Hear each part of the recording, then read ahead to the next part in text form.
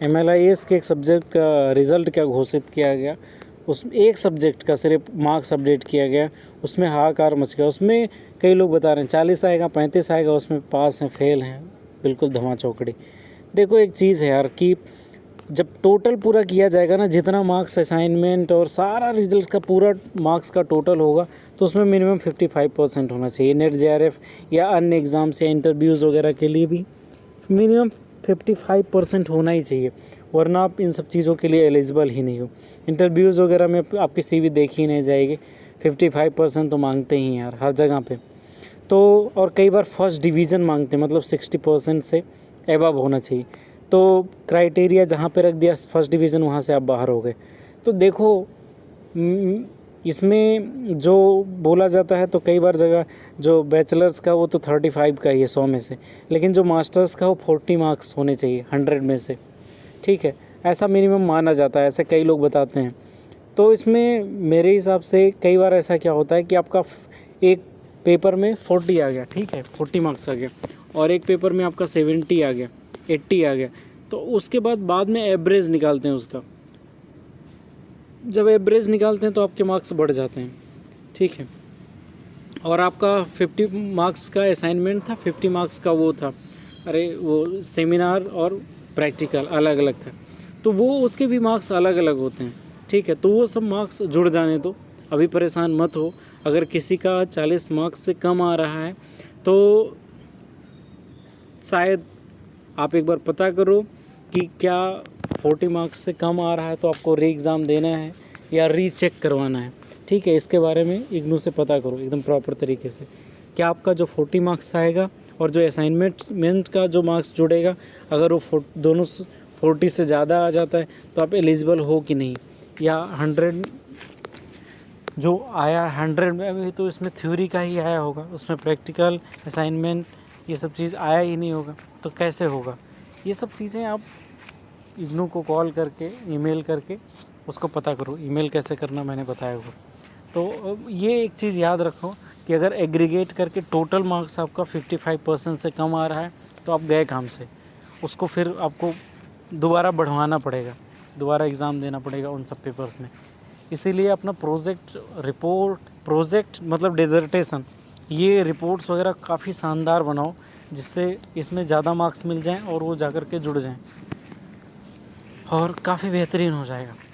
और एक और चीज़ जिसका कम हुआ गया है, ठीक है, जिसका पक्का है कम हो गया, जिसके बहुत कम मार्क्स आ गए, वो दो चीज़ें कर सकता है। एक तो रीचेक के लिए कर सकता है, लेकिन ओवर कॉन्फिडेंस हो तभी करना, जब बिल्कुल कॉन्फिडेंस हो कि हाँ तुम्हारा पेपर बहुत अच्छा गया, एग्ज़ामिनर ने कॉपी ऐसे ही चेक कर दिया, तब करना।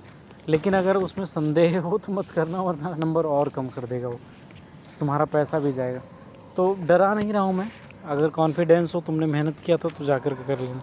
और दूसरी चीज़ है कि री एग्ज़ाम के लिए फॉर्म भर देना, तो उसमें दोनों में पैसा लगेगा। रीचेक के लिए भी फ्री में नहीं होगा रीचेक, उसके लिए भी पर पेपर शायद 200-300 रुपये देना पड़ता है, और एग्ज़ाम के लिए भी 200-300 रुपये देने पड़ेंगे। तो देख लो क्या आप चूज़ करते हो। और बहुत ज़्यादा परेशान होने की ज़रूरत नहीं, तुम्हें डिग्री भी मिल जाएगी ना, तो जॉब नहीं पड़ी हुई है और वो एक्सपीरियंस मांगते हैं। तो अगर आपका मार्क्स कम आ गया तो कोई लाइब्रेरी ज्वाइन कर लो, जहाँ पे कुछ पैसे वगैरह मिलते हैं, और इंटर्नशिप वगैरह करो, और BLS के बेस पे आप थोड़ा सा करो, और तब तक रिज़ल्ट का वेट कर लो। वैसे भी कई लोगों के प्रैक्टिकल और प्रोजेक्ट अभी रहे होंगे उसको कंप्लीट करने के लिए। तो ये सब चीज़ें करो, और बहुत ज़्यादा परेशान होने की ज़रूरत नहीं, क्योंकि अब कुछ कर भी नहीं सकते। जब करना था तो आप उस समय करना था जब परीक्षा था आपका, तो अभी कुछ भी नहीं कर सकते। अभी परेशान होने से, दुखी होने से, या किसी से पूछने से बता दो भाई मेरा 10 मार्क्स आया है 100 में से, तो फिर बताओ मैं क्या करूं, तो तुम कुछ नहीं कर सकते। तुम दोबारा एग्ज़ाम दो या तुम रीचेक करवाओ। तो दूसरे की हेल्प इसलिए तुम लेना चाहते हो कि कोई व्यक्ति बोल दे तुम्हारा 10 आया है तो कोई बात नहीं, तुम पास हो। किसी के बोलने से कुछ नहीं होगा। 55% से कम होगा तो तुम अन्य चीज़ों के लिए एलिजिबल नहीं हुई। 40, 35 इन सब के चक्करों में मत रहो। अभी पूरा वेट करो, पूरे रिज़ल्ट के आने का वेट करो। जब फुल रिज़ल्ट आए आपका, पूरा एग्रीगेट करना, और अगर उसमें बैक आया किसी में तो एग्ज़ाम दे देना। कौन सा तुम भूल गए हो सारे कॉन्सेप्ट्स, और इस पे यूट्यूब पे वीडियोस पड़े ही हुई हैं, उसको देख लेना। Previous year question paper discuss किया ही है, उसको देख लेना और एग्ज़ाम दे देना, आ जाएगा, अच्छा मार्क्स आ जाएगा। सो परेशान मत हो, ठीक है। जैसा भी आया है तो दोनों काम कर सकते हो, ठीक है। और अभी वेट कर लो, अभी हो सकता है आपके असाइनमेंट्स के मार्क्स नहीं आए हैं, आपके प्रैक्टिकल के मार्क्स नहीं आए, आपके प्रोजेक्ट के मार्क्स नहीं आए, वेट कर लो थोड़ा सा, इतना जल्दबाजी में परेशान मत हो। ये इग्नू वाले भी किस्तों में रिज़ल्ट देंगे।